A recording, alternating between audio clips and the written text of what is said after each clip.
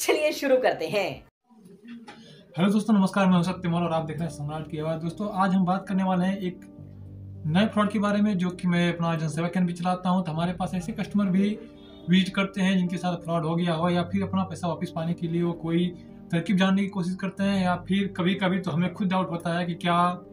हमें खुद लगता है कि जिससे वो पैसा ट्रांसफर करने के लिए कह रहे हैं वो बंदा फ्रॉड है, या फिर क्या रीजन है। तो पहले हम इसके बारे में ज़्यादा डिटेल जानकारी नहीं इकट्ठा रखते थे, या फिर जानकारी लेने की कोशिश नहीं करते थे। लेकिन जब से फ्रॉड्स के मैटर नए नए तरीके याद हो रहे हैं, तब से हम लोगों ने एक अपना अवेयरनेस के लिए भी, और उसके अलावा जो भी चीज़ें होती है जहाँ हमको लगता है कुछ डाउट है या फिर कस्टमर को लग रहा है कहीं उसके साथ कहीं फ्रॉड ना हो जाए, तो इससे उससे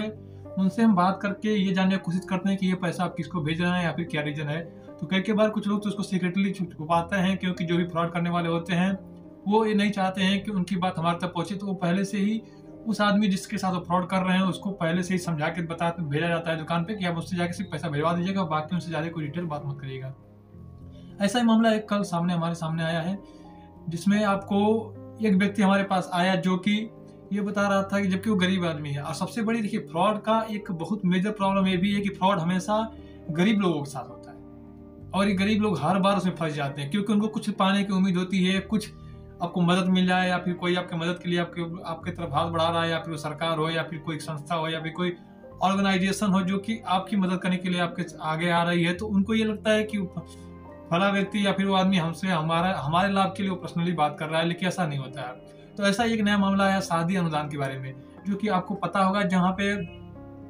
शादी अगर आपकी हुई है या फिर शादी अनुदान के नाम पे आपको कुछ सपोर्ट मिलता है जो गरीब लोगों के लिए, और जिनकी मतलब माली हालत है, फिर आय की सूरत कम है, उनकी बिटिया की शादी के लिए भी उनको शादी अनुदान के रूप में कुछ अनुदान गवर्नमेंट देती है। जिसके पीछे अभी तक हमारे पास हर तरह के फ्रॉड के बारे में लोग आ चुके हैं, जिसके बाद किसी के साथ फ्रॉड हुआ है, या फिर कितने लोगों का फ्रॉड हम लोग 50 लाख रुपए हम लोगों ने फ्रॉड होने से खुद बचाया है, जो कि व्यक्ति वहाँ के सीधा पैसा भेज देता है। लेकिन तो मैं शुक्रगुजार हूँ गूगल पे, फोन पे और ये सब साइटों के, जो कि पहले ही अवेयरनेस दिखा देते हैं कि यहाँ पे मतलब वो पैसा जिसको भेज रहे हैं वो फ्रॉड है। तो कुछ पैसे तो इस तरह से हम लोगों ने बचाए, और कुछ पैसे ऐसे इस तरह से बचाए गए। अब कुछ हम लोग पहले अवेयरनेस या फिर उसके कुछ डाउट होने के बाद उस पर पैसा भेजने से पहले उसकी जांच पता करने से वो कुछ पैसे हम लोगों ने बचा दिया। और ऐसा करके हमें बहुत अच्छा सुकून मिलता है कि कम से कम हमने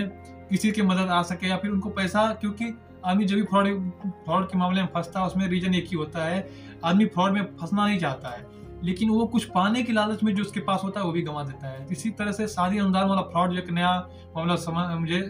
नजर आया, जो कि सामने वाले व्यक्ति ने इनसे कांटेक्ट किया और उन्होंने ये बताया कि मैं उनसे तहसीलदार बात कर रहा हूँ, या फिर आपको तहसील या फिर ब्लॉक से कॉल किया गया है। और सबसे चौंकाने वाली बात यह है कि जिस व्यक्ति ने भी इस चीज का इस्तेमाल कर रहा था, उस व्यक्ति ने बाकायदा अपनी पूरे इनके व्हाट्सएप नंबर पे जितने भी इन्होंने डॉक्यूमेंट ऑनलाइन फॉर्म में फिलअप किए थे, या फिर पीडीएफ फॉर्मेट में उन्होंने अपलोड किया था, ये सारे कागज और ये सारे डॉक्यूमेंट वो व्यक्ति जो भी इसके साथ फ्रॉड कर रहा था उसने इसको ऑलरेडी व्हाट्सएप पे सेंड किए हुए थे, ताकि उनको यकीन दिलाया जा सके जिससे फ्रॉड करने वाले हैं कि हाँ, आप शादी अनुदान के लिए आपने फॉर्म फिल किया था, और या फिर लाए डॉक्यूमेंट लो, जिसमें कागजी कार्रवाई करने के लिए कुछ पैसे आपको रजिस्ट्रेशन फीस या फिर ये अमाउंट आपके अकाउंट में पहुंचाने के लिए कुछ माध्यम से आपको कुछ चार्ज देना पड़ेगा। जबकि ऐसा कोई रूल रेगुलेशन नहीं है, या फिर कोई तीसरा व्यक्ति 100, 200, 500 उसके अलावा लेता भी है तो एक वहाँ में बुला के यहाँ के जो एजेंट होते हैं, क्योंकि मैं इसको खुली बात में साफ साफ कह सकता हूँ कि हर विभाग में कहीं ना कहीं 2-4 पैसा लेने वाले बिचौले हर जगह मौजूद है। लेकिन 2-4 पैसा देने के लिए आप उस व्यक्ति के समक्ष प्रस्तुत हैं, तो वो समझ में आता है कि आपका उसने काम किया या फिर नहीं किया, तब उससे ये बात बोल सकते हैं कि आपने मेरी हेल्प के लिए, अपने मदद के लिए मुझसे पैसा लिया, आपने नहीं किया। लेकिन वो व्यक्ति जब मुझे लगा कि कोई पैसा कहीं भेज रहा है, तो बार बार उसके पे कॉल आ रहा है, और मैंने पूछा कि आप पैसा किस लिए भेज रहे हैं, तो उस पर फला मतलब उस कस्टमर ने हमको ये बताया कि आप ये जो पैसा है वो शादी अनुदान के लिए हमने फॉर्म भरा था, उसमें 3300 रुपया या फिर 3500 रुपया का डिमांड कर रहे हैं, और हमने ये पैसा इसके पहले 1500 रुपये का कुछ भेज दिया था और दोबारा मांग रहे हैं। तो वो स्टेप बाय स्टेप एक बार रजिस्ट्रेशन के लिए फिर आपके अकाउंट में डालना है, फिर बताएंगे आपके अकाउंट में कोई दिक्कत है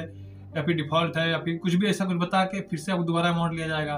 फिर आपका रजिस्ट्रेशन नहीं है, फिर आपका आधार पैन कार्ड से एक्टिव नहीं है। इस तरह से करके शादी अनुदान के लिए भी फ्रॉड किया जा रहा है, जो कि व्यक्ति इसलिए फॉर्म भरता है कि ताकि उसकी कुछ मदद हो सके, और आप उस जेन्युइन तरीके से उसको पैसा कुछ मिल सके, या सरकार उसका मतलब पूरी योजना तैयार कर रखती है जो कि गरीबों को मदद दी जा सके, लेकिन ये बिचौलिए हमेशा इसका लाभ ले लेते हैं। तो आप दोस्तों, मैं आपसे अवेयरनेस के रूप में आपसे मैं यही चाहूंगा कि अगर आप इस वीडियो को देख रहे हैं तो वीडियो अगर आपको काम की लगती है तो आप लोगों को शेयर करें, ताकि वो लोग भी इस जानकारी समझ सके कि अब शादी अनुदान के नाम पे भी फ्रॉड हो रहे हैं। और ऐसा कोई भी चार्ज, कोई पैसा आपका नहीं लगता है। अगर अब लगता भी है तो आप जाके अपने ब्लॉक या तहसील या फिर किसी भी ग्राम अधिकारी जो है, जिसे आप प्रत्यक्ष रूप में जानते हैं, या फिर किसी इनका ऑफिस है या फिर किसी पद पे वहाँ पे हैं, तो आप उनसे डायरेक्ट बात करें और उनसे जो भी चीज़ें हैं आप उनसे मतलब विजिट करके वहाँ पे कोई भी काम कराएं। आपके आज की डेट में सारी चीज़ें ऑनलाइन हो चुकी हैं, लेकिन कुछ चीज़ जहाँ तक सक्षम हो आप वहाँ पहुँच के विजिट करके उस काम को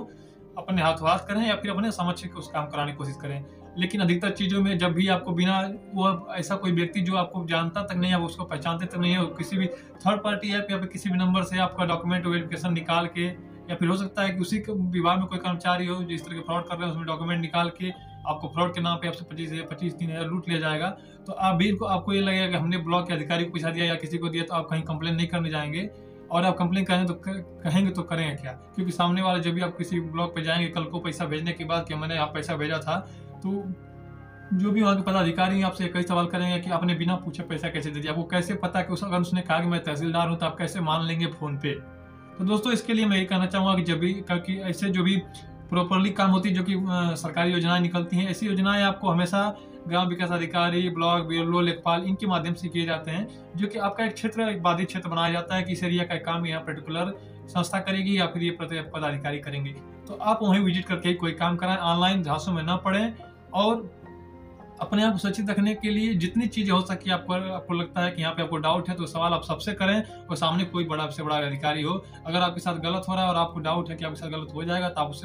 उसके समक्ष आप अपनी भावनाएं या फिर अपने सवाल रख सकते हैं। ये आपका हक है, यही हमारा लोकतंत्र है। तो दोस्तों इस वीडियो में इतना ही। बस मेरा यही मानना है कि आप जहां तक हो सके फ्रॉड से बचें। अब बिना कहीं विजिट किए किसी को पैसा ऑनलाइन न दें। कोशिश करें कि आपका काम है तो आपको वहां तक चल के जाना पड़ेगा। बहुत ही ज्यादा सुविधा के चक्कर में आप हमेशा अपने आप को दुविधा में डालेंगे और अपने पैसे का नुकसान करेंगे। तो दोस्तों आज की वीडियो में इतना ही। आप फिर जल्द ही मिलेंगे किसी नए फ्रॉड के बारे में या फिर किसी नॉलेजेबल वीडियो के साथ। दोस्तों फिर मिलते हैं अगले वीडियो में, तब तक के लिए नमस्कार।